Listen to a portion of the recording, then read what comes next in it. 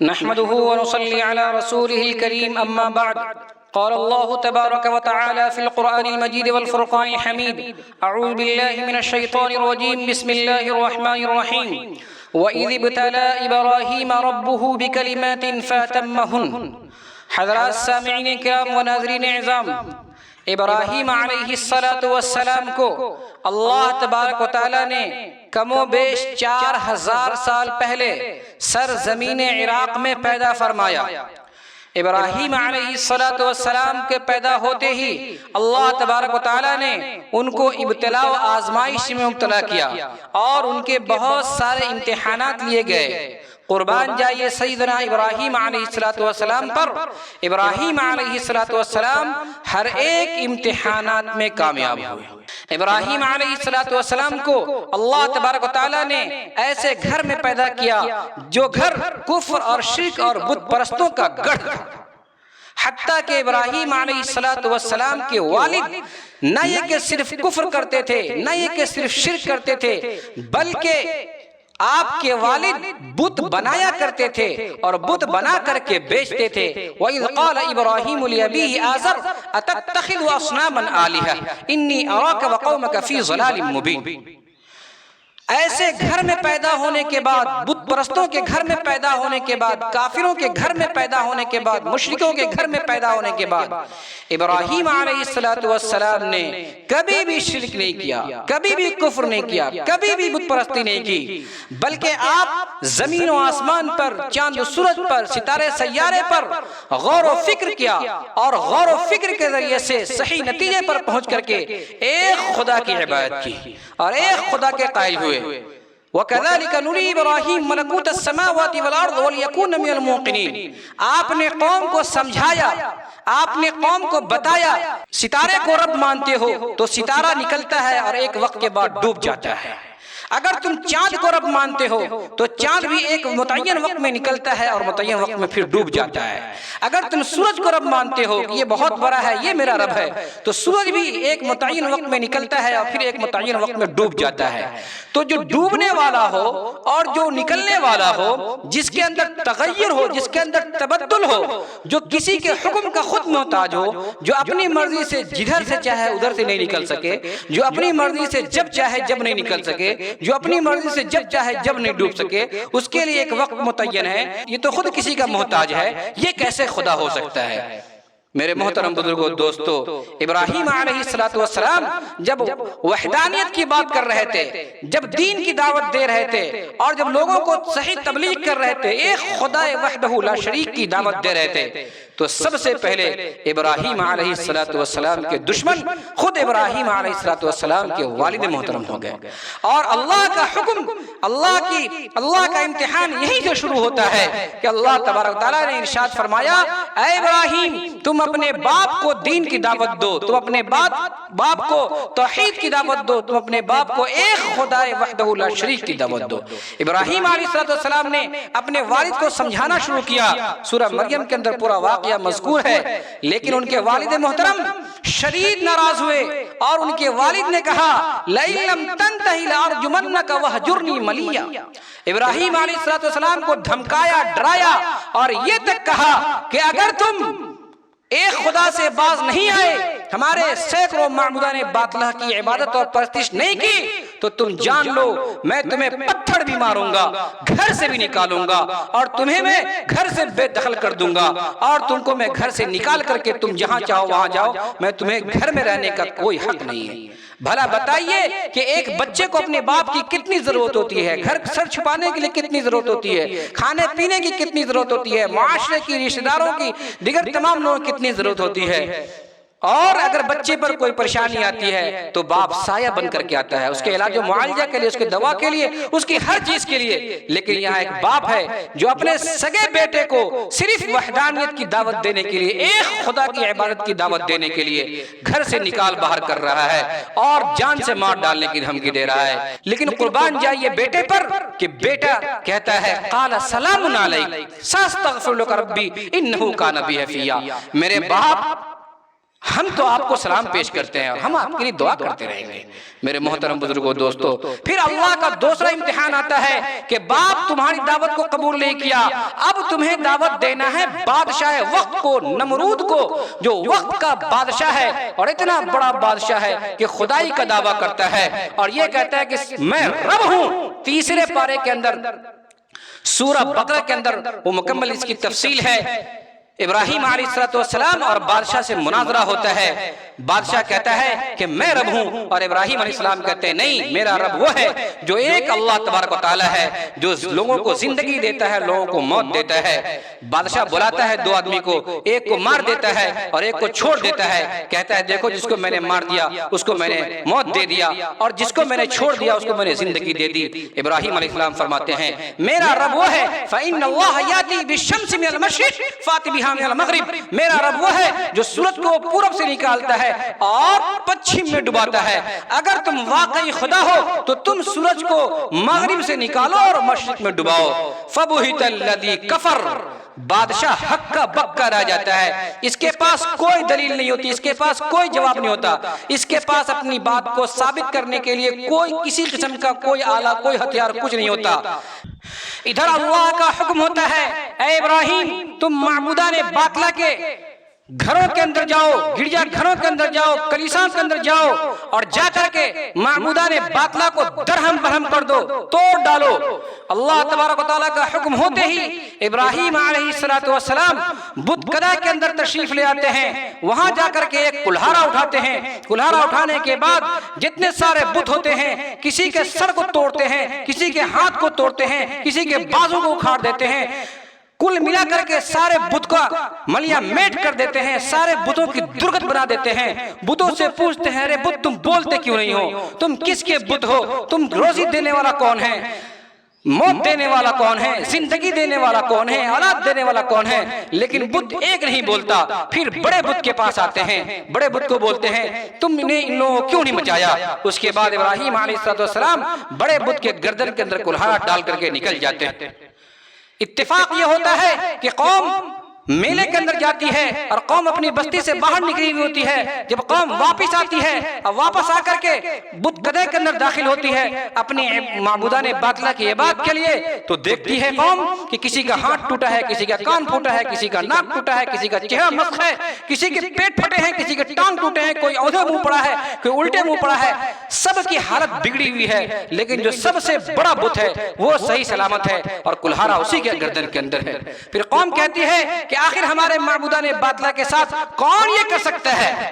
کس نے یہ جرأت کی، کون ہمارے معبودان باطلہ کی درگت بنا دیا، کس نے ٹانگ توڑے، کس نے ہاتھ توڑے، کس نے سر پھوڑے، کس نے آنکھ پھوڑی، کس نے ناک توڑا، کون ہے جو اس کی یہ حالت بنا کر رکھی ہے؟ قالوا سمعنا فتى يذكرهم يقال له ابراہیم۔ میرے محترم بزرگوں دوستو، قوم نے کہا میں نے اپنے معبودان باطلہ کے بارے میں ابراہیم کو کچھ کہتے سنا ہے۔ ابراہیم علیہ السلام کو بلایا جاتا ہے اور ابراہیم علیہ السلام سے جب پوچھا جاتا ہے کہ کیا تم نے ہمارے معبودان کے ساتھ یہ حرکت کی ہے، ابراہیم علیہ السلام فرماتے ہیں قال بل فعله كبيرهم هذا فصلوهم ان كانوا ينطقون، یہ تمہارے معبودان باطلہ ہیں، تم انہی سے پوچھو نا کہ کس نے کیا ہے، یہ جو سب سے بڑا سردار ہے اور سب سے بڑا بت ہے اس سے پوچھ لو۔ قوم کہتی ہے لقد علمت ما هؤلاء ينطقون، کیا تم نہیں جانتے ہو کہ یہ بول نہیں سکتا؟ پھر ابراہیم السلام فرماتے ہیں اب آیا نا اٹھ پہاڑ کے نیچے، یہی بات تو ہم تمہیں سمجھا رہے تھے۔ قال افتعبدون من دون اللہ ما لا ينفعكم شيئا ولا يضركم اف لكم ولما تعبدون من دون اللہ افلا تعقلون۔ تعجب ہے، حسرت ہے تمہاری بیوقوفی پر، تمہاری نادانی پر، تمہارے پاگل پن پر، تمہارے مجنون ہونے پر، تمہارے دیوانہ ہونے پر، تمہارے باولے پن پر کہ تم ایسے کو خدا بنا لیے ہو، نہ جو بول سکتا ہے، نہ جو دیکھ سکتا ہے، نہ جو سن سکتا ہے، نہ جو اپنی حفاظت کر سکتا ہے، اگر اس پر مکھی بیٹھ جائے اس کو ہٹا نہیں سکتا، اس کے سامنے سے اس کا کھانا کو لے جائے اس کو روک نہیں سکتا، اس کے کان کو، اس کے ہاتھ کو، اس کے منہ کو توڑ دے اس کو کچھ نہیں کر سکتا، اور تم اس کی عبادت کرتے ہو۔ یہی بات تو تم کو ہم سمجھانا چاہ رہے تھے کہ تم ایسے خدا کی عبادت کرتے ہو، اور اب تمہیں بتا رہے ہو کہ یہ بول نہیں سکتا، تو پھر تم ایسے کی عبادت کیوں کرتے ہو؟ قوم کے پاس جب کوئی جواب نہیں ہوتا ہے تو پھر قوم دشمنی پر اتر جاتی ہے، اور قوم پھر کیا کرتی ہے؟ اپنے معبودان باطلہ کی حفاظت کرو. قالوا حرقوه وانصروا آلهتكم. ذرا سوچے قوم کیا کہتی ہے کہ ابراہیم علیہ السلام کو آگ کے حوالے کر دو، آگ میں جلا دو اور اپنے معبود کی حفاظت کرو، اپنے معبود کی مدد کرو. بھلا بتائیں کہ خدا وہ ہے جو ہماری مدد کرتا ہے یا خدا وہ ہو سکتا ہے جس کی ہم مدد کریں؟ قوم یہ کہتی ہے کہ اپنے خدا کو بچاؤ، اپنے خدا کی مدد کرو. جب کفر ہارتا ہے، جب کفر کے پاس طاقت نہیں ہوتی ہے، قوت گویائی نہیں ہوتی ہے، دلیل لمی انی نہیں ہوتی ہے، استدلال کے لیے کوئی بات کوئی کلام نہیں ہوتا ہے، تو پھر وہ دشمنی پر اتر جاتا ہے. اور ابراہیم علیہ السلام کو آگ میں جلانے کے لیے لمبی چوڑی آگ لگاتا ہے اور پورے ہنگامے برپا کرتا ہے اور اتنی شدید آگ لگاتا ہے کہ اگر اس کے اوپر سے کوئی پرندہ گزر جائے تو پرندے جل کر راکھ ہو جائے. ابراہیم علیہ السلام کا یہ تیسرا امتحان ہوتا ہے. اللہ تبارک و تعالیٰ کی قدرت دیکھیے، ابراہیم علیہ السلام کو آگ میں ڈالا جاتا ہے تاکہ اس کو جلا دیا جائے اور جلا کر کے دنیا کو سبق دیا جائے کہ جو نمرود کی خدائی کو نہیں مانا اس کا انجام اور اس کا حشر یہ ہے. لیکن جس کو اللہ رکھے اس کو کون تکلیف پہنچا سکتا ہے؟ ہر چیز کا خالق اللہ، ہر چیز کا مالک اللہ. اللہ کے حکم کے بغیر آگ نہیں جلا سکتی، اللہ کے حکم کے بغیر پانی نہیں ڈبو سکتی، اللہ کے حکم کے بغیر آدمی زندہ نہیں رہ سکتا، اللہ کے حکم کے بغیر آدمی نہیں مر سکتا. میرے محترم بزرگوں دوستو، قرآن کریم کہتا ہے یا نار کونی بردم و سلام علی ابراہیم. اللہ تبارک و تعالی اس آگ سے کہتا ہے کہ اے آگ تو ابراہیم علیہ السلام کے لیے ٹھنڈی ہو جا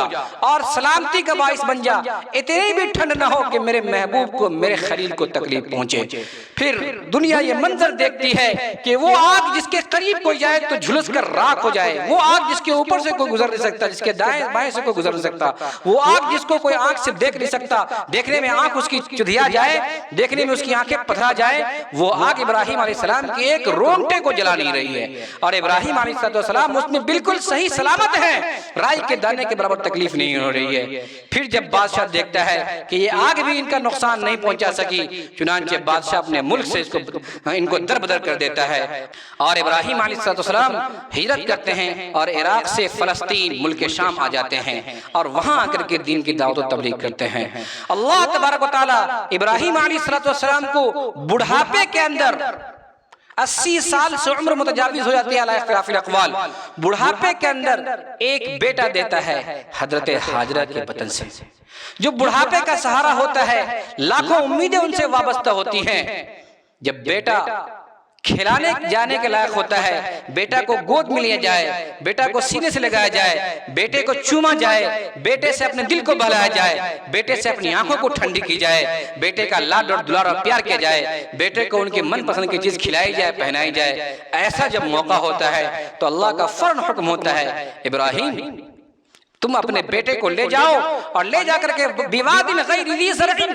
وادی غیر ذی زرع میں جا کر کے چھوڑ دو، مکہ کے اندر جا کر چھوڑ دو، بیت اللہ سے قریب. وہ بیت اللہ سے قریب جو مکہ کی جگہ ہوتی ہے وہ ایسی جگہ ہوتی ہے جہاں چرند و پرند نہیں ہوتا، جہاں ہریالی نہیں ہوتی، جہاں پانی کا انتظام نہیں ہوتا، جہاں کھانے پینے کا انتظام نہیں ہوتا، جہاں سر چھپانے کے لیے کوئی جگہ نہیں ہوتی، جہاں زندگی جینے کے لیے کوئی بھی اسباب مہیا نہیں ہوتا. لیکن اللہ کا حکم ہوا بیوی اور بچے کو وہاں لے جا کر کے بواد غیر ذی زرع وہاں لے جا کر کے چھوڑ دو. ابراہیم علیہ السلام فوراً اٹھتے ہیں، اپنی بیوی کو لیتے ہیں، اپنے بچے کو لیتے ہیں اور بیوی بچے دونوں کو لے جا کر کے بواد غیر ذی زرع وہاں مکہ سے قریب جا کر کے وہاں چھوڑ دیتے ہیں. ابراہیم علیہ السلام کی بیوی جب دیکھتی ہیں کہ ہمیں اور ہمارے بچے کو چھوڑ کر کے ہمارے سرتاج ہمارے شوہر جا رہے ہیں تو آپ سے پوچھتی ہیں کہ اے ابراہیم، اے ہمارے سرتاج، اے ہمارے پیارے شوہر، آپ ہمیں اور ہمارے بچے کو کس چیز کے حوالے کر رہے ہیں، کہاں چھوڑ رہے ہیں؟ یہاں پر تو زندگی جینے کے کوئی اسباب، کوئی آلات، کوئی غذا، کوئی پانی، کچھ نہیں ہے. کیا آپ کو آپ کے رب نے یہ حکم دیا ہے؟ ابراہیم علیہ السلام خاموش رہتے ہیں. بیوی پھر بیوی ہوتی ہے سیدنا ابراہیم علیہ السلام کی. حضرت ہاجرہ سمجھ جاتی ہیں کہ یقیناً یہ اللہ کا حکم ہے اور پھر بیوی رک جاتی ہیں. پھر جب ابراہیم علیہ السلام چلے آتے ہیں اور جو گھر سے لایا ہوا توشہ ہوتا ہے، پانی ہوتا ہے، وہ ختم ہو جاتا ہے. بچے سیدنا اسماعیل علیہ السلام پانی کے لیے پیاس سے تڑپ رہے ہوتے ہیں، مچل رہے ہوتے ہیں، زمین میں ایڑیاں رگڑ رہے ہوتے ہیں. ابراہیم علیہ السلام کی پیاری بیوی حضرت ہاجرہ پانی کو ڈھونڈتی ہیں، تراشتی ہیں، انتظار کرتی ہیں کاش کوئی قافلہ ادھر سے آ جائے، کوئی پانی لے کے آ جائے، میرے بچے کو، معصوم بچے کو، پیاسے بچے کو کوئی ایک گھونٹ پانی پلا دے۔ وہ دوڑتی ہیں، ڈھونڈتے ڈھونڈتے، تراشتے تراشتے پہاڑی پہ جاتی ہیں، کبھی صفا پہ جاتی ہیں، کبھی مروہ پہ جاتی ہیں۔ جب بچہ ان کی آنکھوں سے اوجھل ہوتا ہے تھوڑا تیز چلتی ہیں، جب بچہ ان کی آنکھوں کے سامنے ہوتا ہے تھوڑا دھیرے چلتی ہیں، اور صفا مروہ پر اس طرح وہ چکر لگاتی رہتی ہیں۔ اللہ تبارک و تعالیٰ کی رحمت جوش مارتی ہے اور سیدنا اسماعیل علیہ السلام کے قدم مبارک سے پانی کا چشمہ جاری ہوتا ہے، اور وہ اتنا جاری ہوتا ہے، اتنا جاری ہوتا ہے کہ پھر اس کے پانی کو کہا جاتا ہے زم زم، ٹھہر جا ٹھہر جا، پھر وہ پانی وہاں ٹھہر جاتا ہے۔ آج ہم اور آپ یا تمام لوگ جو حجاج کرام جاتے ہیں اور حج کر کے واپس لوٹتے ہیں اور زمزم کا پانی جو ہمیں پینا میسر ہوتا ہے، وہ سیدنا اسماعیل علیہ السلام کے وہ پاؤں کی برکت ہے کہ جہاں سے اللہ نے چشمہ جاری کیا تھا، اور آج تک وہ چشمہ جاری ہے اور دنیا اس سے سیراب ہو رہی ہے۔ اور حجاج کرام جب جاتے ہیں تو صفا مروہ کا چکر لگاتے ہیں۔ وہ سیدنا حضرت ہاجرہ علیہ السلام کی وہ ادائیں ہیں جو اللہ کو اتنی پسند آئی کہ اللہ تبارک و تعالیٰ نے حج اور عمرہ کے اندر صفا مروہ کے چکر لگانے کو قرار دے دیا اور رہتی دنیا تک اس کو باقی رکھا۔ آج بھی وہاں گرین ہری لائٹ لگی ہوئی ہے، زمین تو مسطح ہو گئی ہے، برابر ہو گئی ہے، لیکن وہ ہری لائٹ لگی ہوئی یہ علامت ہے کہ یہاں پر نارمل جو چلنے کا انداز ہے اس سے تیز چلا جائے، کیونکہ یہاں پر حضرت ہاجرہ تیز چلی تھی، اور گرین لائٹ کے علاوہ جو جگہ ہے وہاں پر جو نارمل چلنے کا انداز ہے وہ نارمل چلے۔ میرے محترم بزرگوں، دوستو، ابراہیم علیہ السلام اس امتحانات میں بھی کامیاب ہو جاتے ہیں۔ پھر ابراہیم علیہ السلام کے بیٹے حضرت اسماعیل علیہ السلام جب تھوڑے بڑے ہوتے ہیں، فلما بلغ معه السعی، یہیں سے قربانی کا واقعہ پیش آتا ہے۔